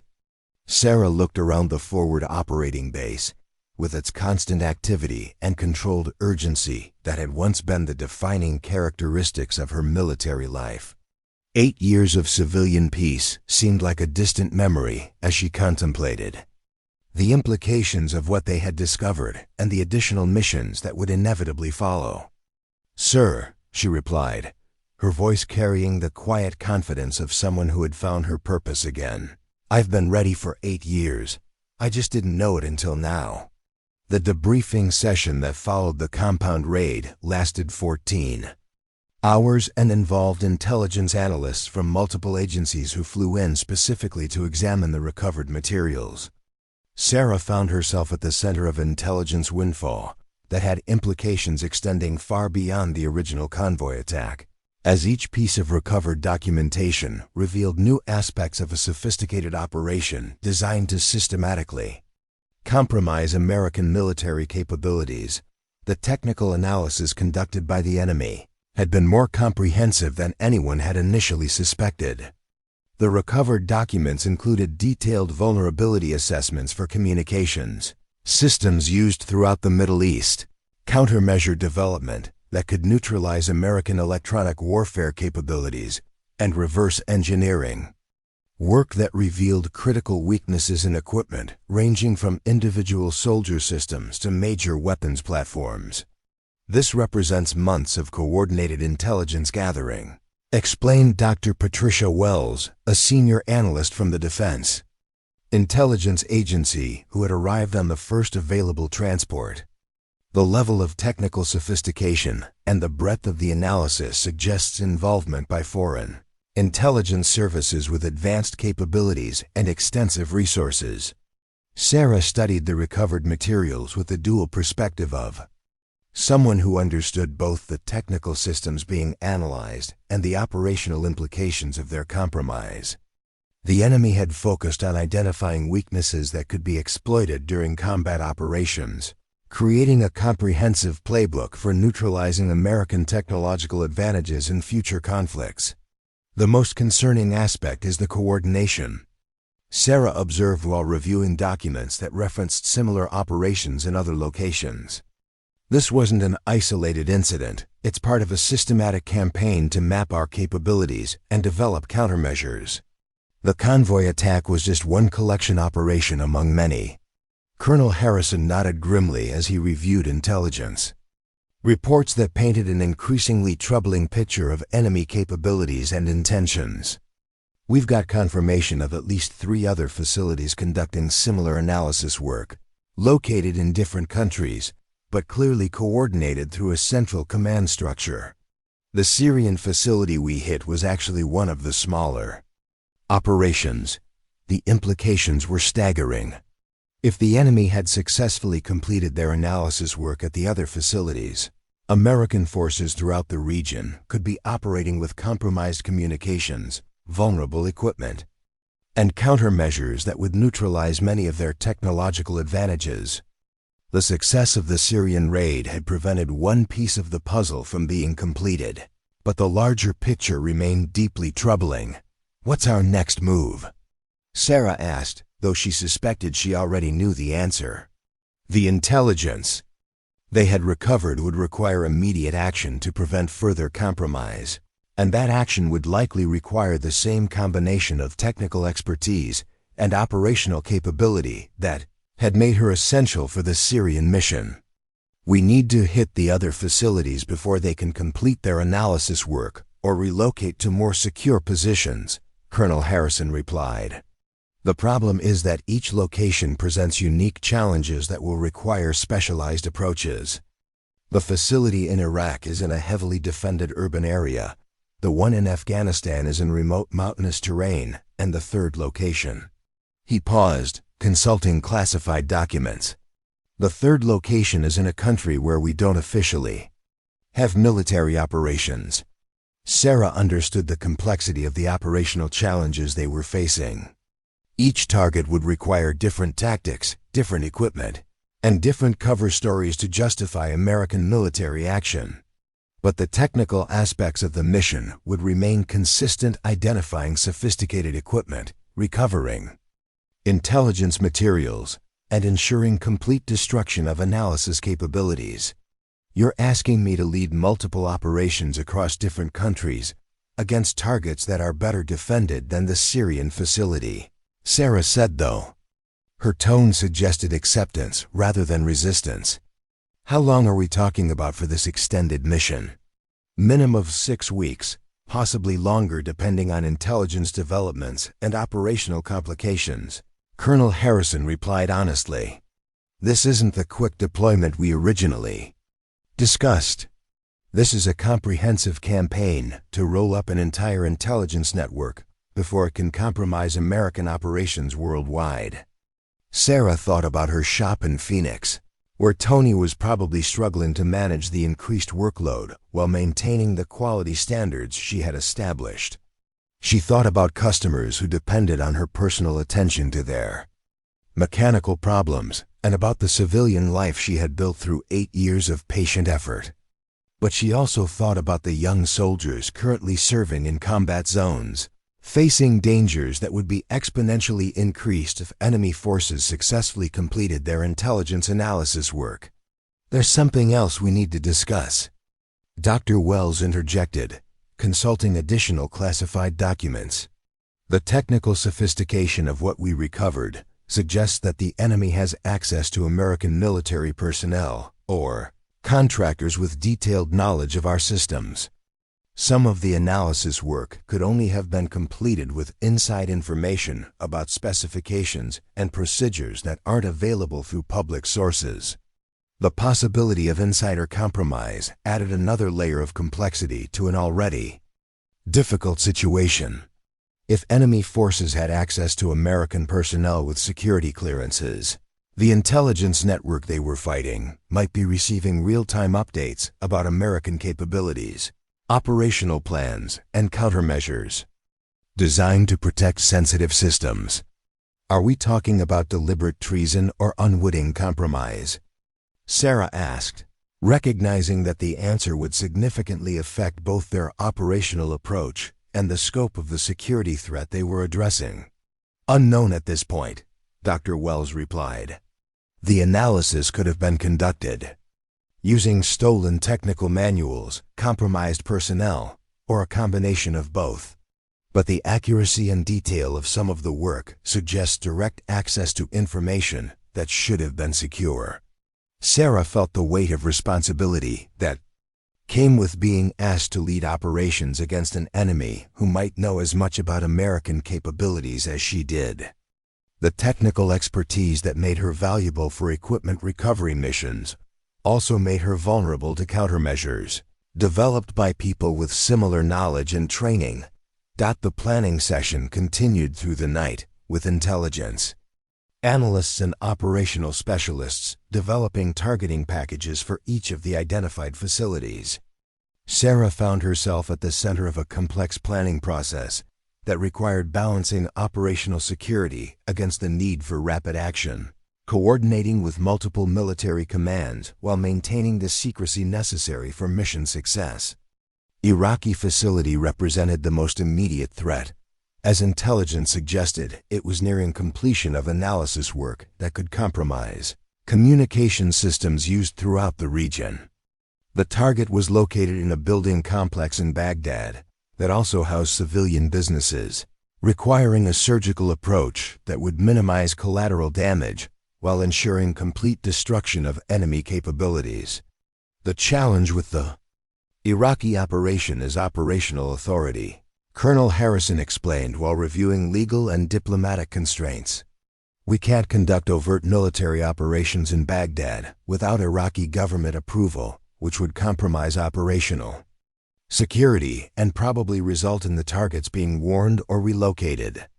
Sarah understood the political complexities that often constrained military operations, but she also recognized that political considerations couldn't be allowed to prevent action when American lives were at stake. What kind of covert options are available? She asked, though she suspected the answer would involve the kind of deniable operations that carried significant personal risk for everyone involved.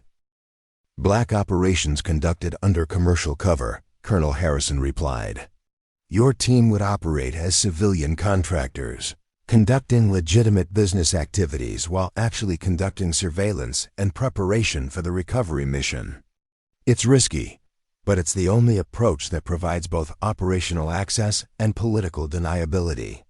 The prospect of operating in Baghdad under commercial cover was daunting, requiring Sarah to adopt yet another identity while conducting some of the most dangerous work of her military career. But the intelligence value of the target and the threat it represented to American personnel made the risks acceptable, even if the personal costs continued to accumulate. How long do I have to decide? Sarah asked, though she recognized that the question was largely rhetorical.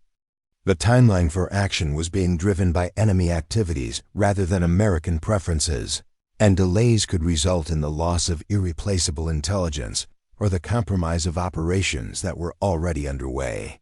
12 hours, Colonel Harrison replied.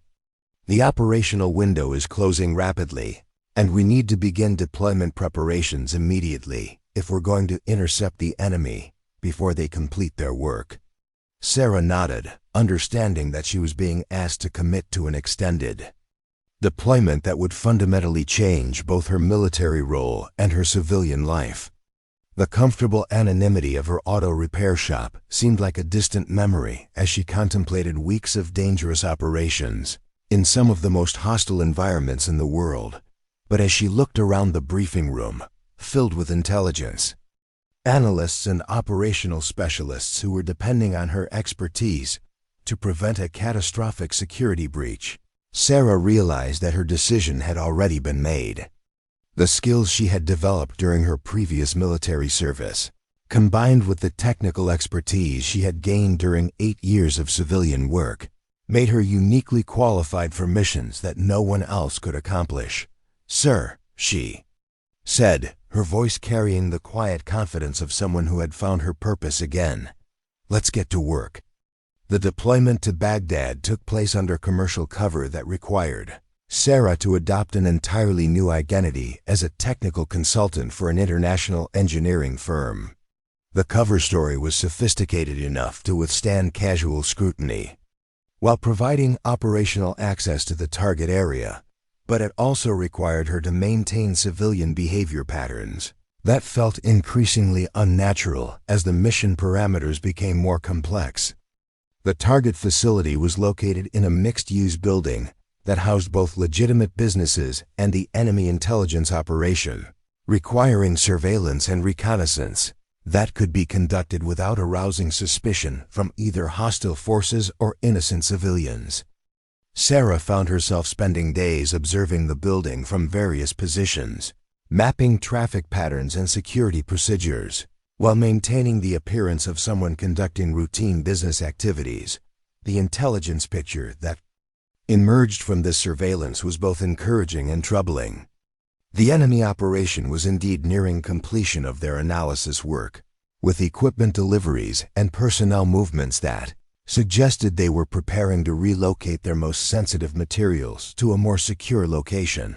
But the security measures protecting the facility were more sophisticated than initial intelligence had indicated, including countermeasures that suggested awareness of American surveillance capabilities. "They know we're looking for them," Torres observed during one of their encrypted communication sessions. "The security protocols and the timing of equipment movements aren't random. They're designed to counter exactly the kind of surveillance we're conducting." Sarah agreed with his assessment, recognizing that their opponents were professional intelligence operatives who understood both American capabilities and the techniques used to counter them. The mission would require approaches that assumed sophisticated opposition while accomplishing objectives that were becoming more time-sensitive with each passing day. The technical reconnaissance she conducted revealed that the enemy had indeed made significant progress in their analysis of American communication systems. Through carefully positioned surveillance equipment, she was able to observe testing procedures and equipment configurations that confirmed their worst fears about the scope of the intelligence compromise. "They've reverse-engineered the encryption protocols," she reported during a secure communication session with Colonel Harrison. "The testing equipment they're using suggests they can not only intercept our communications, but also system tactical coordination to medical evacuation requests. If enemy forces could intercept and manipulate, they'd be operating with fatally compromised information, while their opponents possessed complete awareness of American plans and capabilities. Timeline for completion?" Colonel Harrison asked, though his voice suggested he already suspected the answer would be unacceptable. 72 hours, maybe less," Sarah replied. "They're conducting final testing now, and the equipment configuration suggests they're preparing to package everything for transport to a more secure location."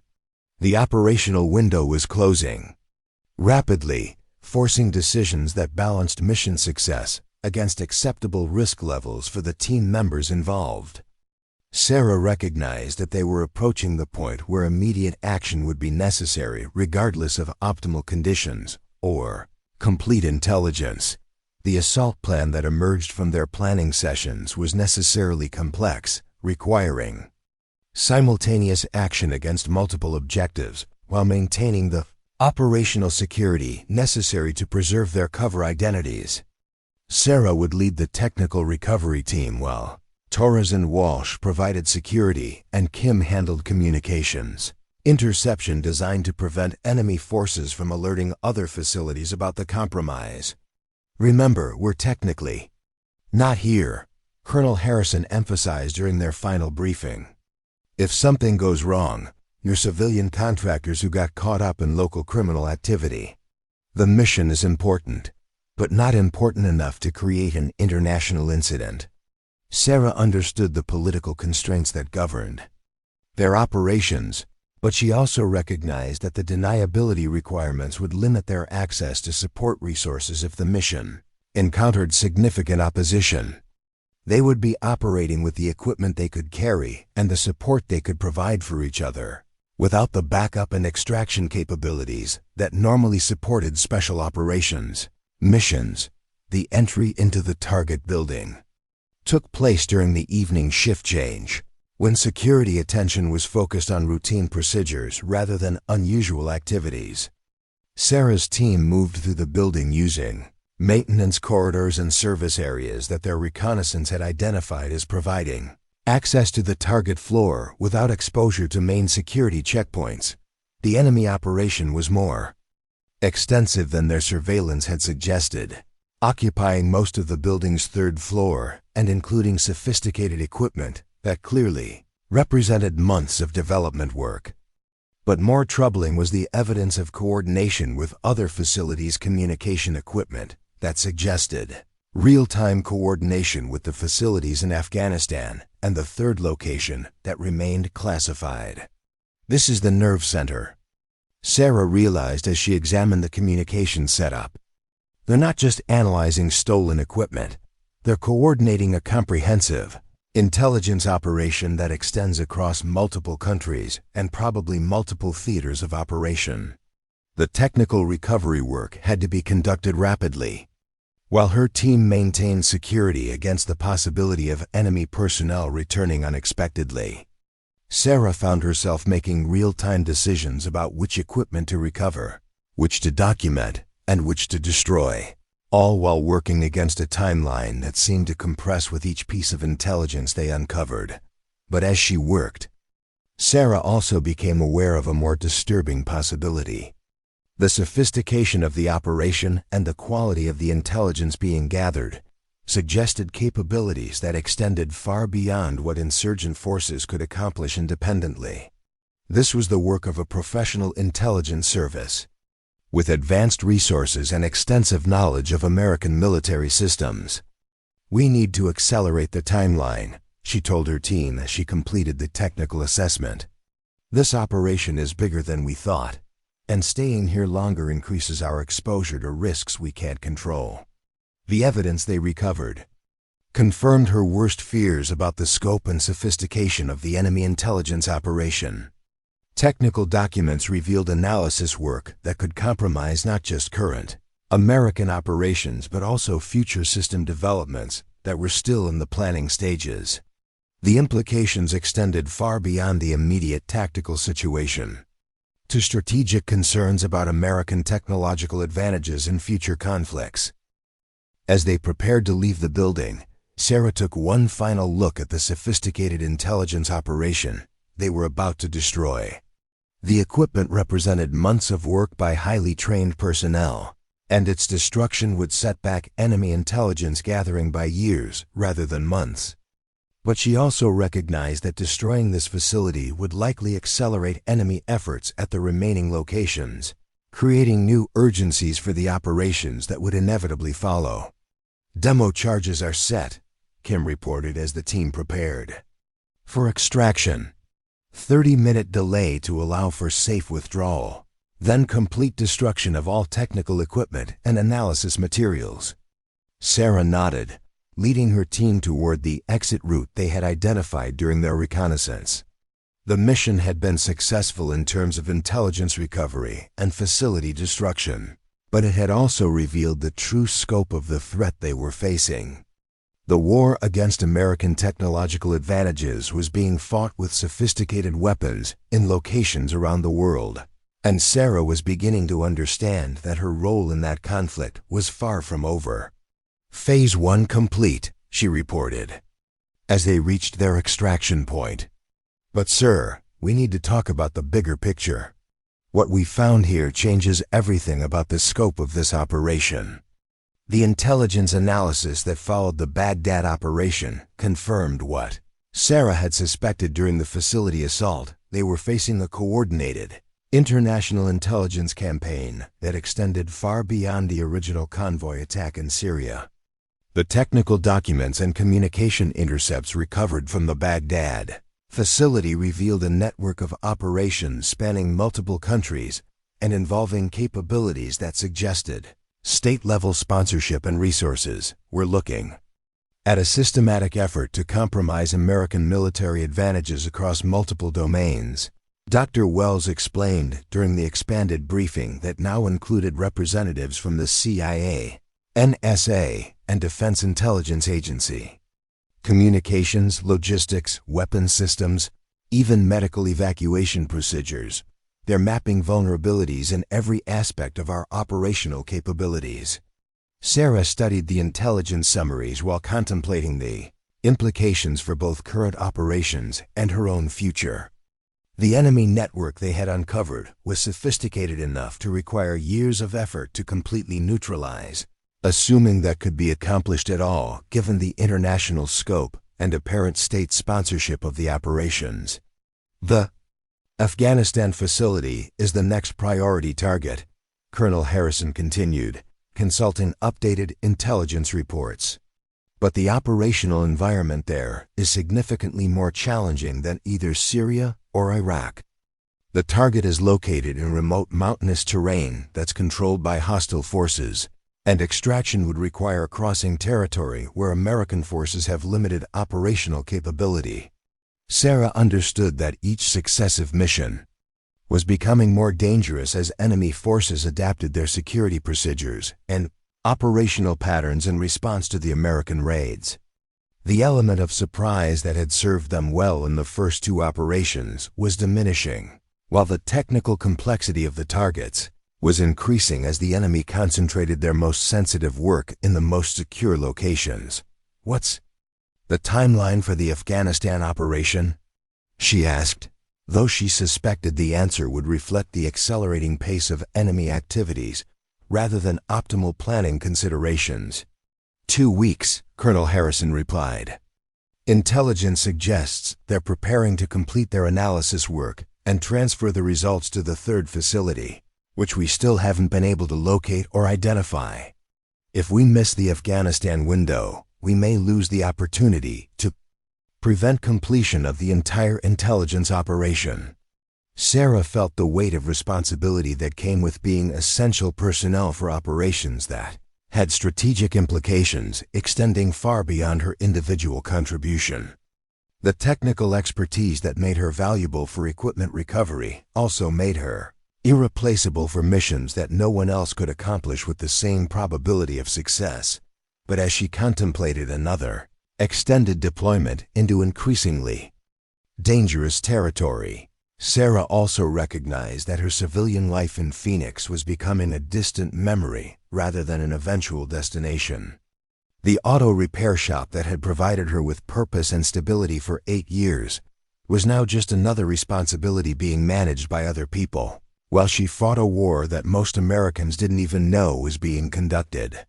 "There's something else we need to discuss," Dr. Wells interjected, consulting additional classified materials.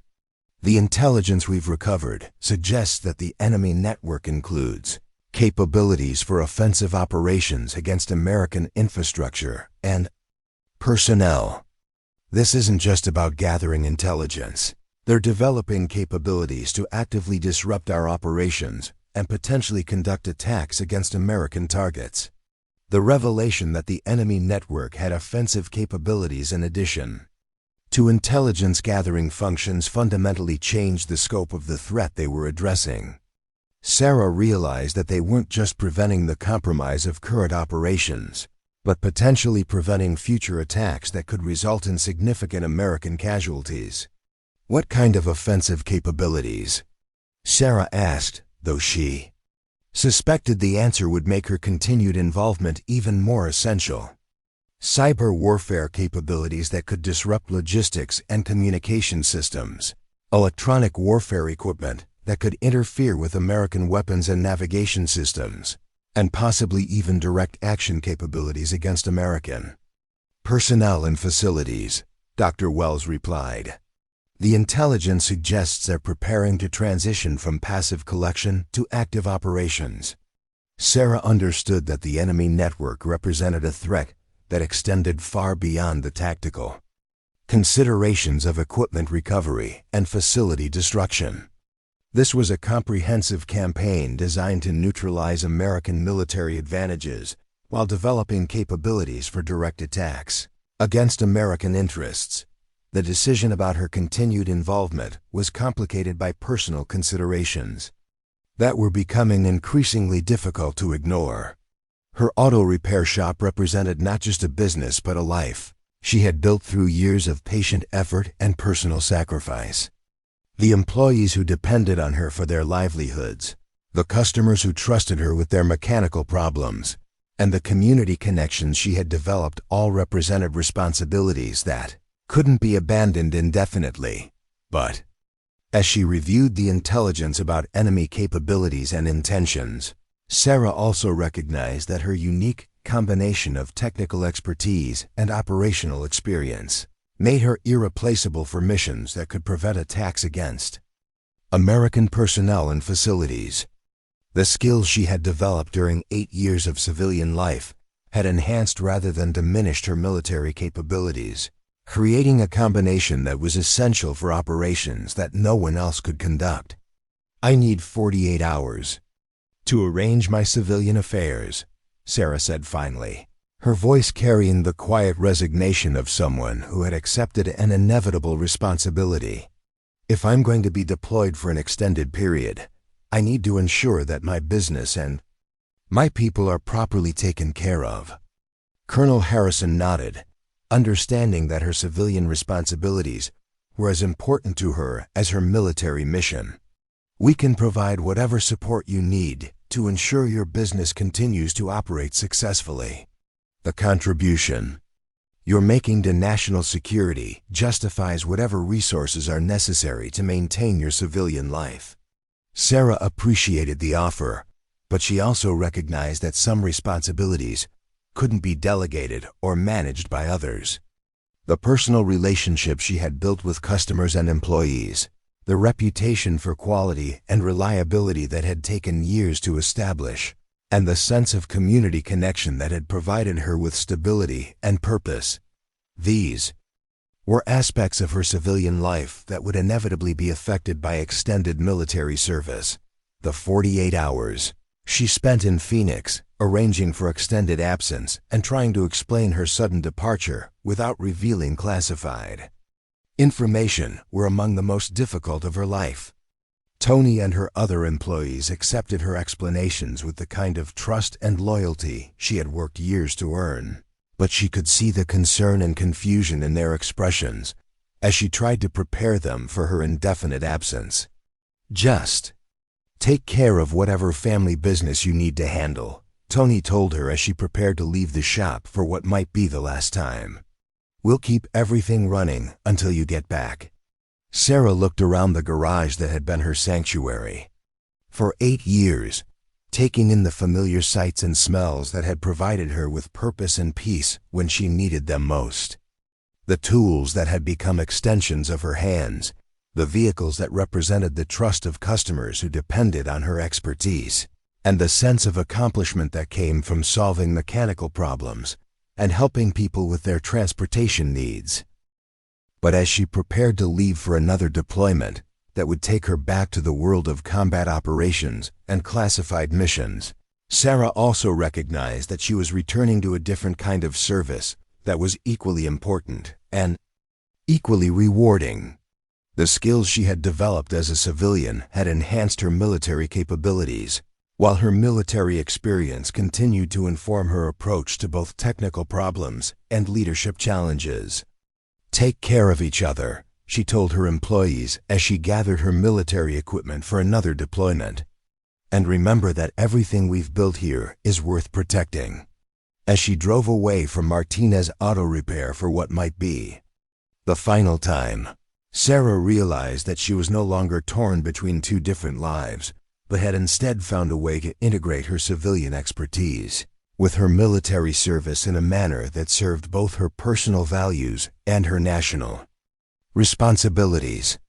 The auto mechanic who had spent 8 years fixing trucks had become something new, a warrior technician whose unique capabilities were essential for protecting the country she loved and the people who depended on her in both her civilian and military roles. The war she was fighting extended far beyond the combat zones where she had once served, encompassing the technological and intelligence domains that would determine the outcome of future conflicts. And Sarah Martinez, Staff Sergeant turned civilian mechanic turned Special Operations Leader, had found her place at the center of that fight. Up next, you've got 2 more standout stories right on your screen. If this one hit the mark, you won't want to pass these up. Just click and check them out. And don't forget to subscribe and turn on the notification bell so you don't miss any upload from us.